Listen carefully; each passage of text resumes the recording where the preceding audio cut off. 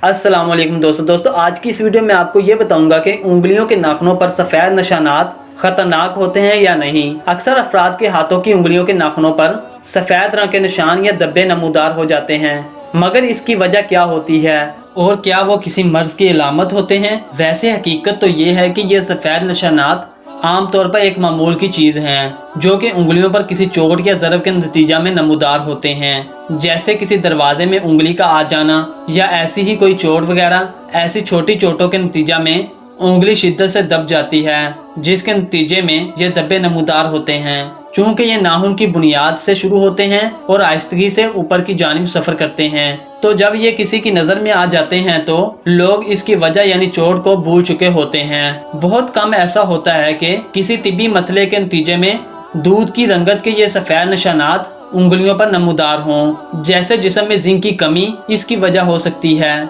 इस तरह मलेरिया या खून की कमी का मर्ज भी इसकी वजह हो सकता है, मगर ऐसा शाज़ो नाज़र होता है। तिब्बी माहिरीन के मुताबिक अक्सर इन निशानात की वजह कोई मामूली चोट ही होती है और ये किसी मर्ज की अलामात या इसके असरात को जाहिर नहीं करते।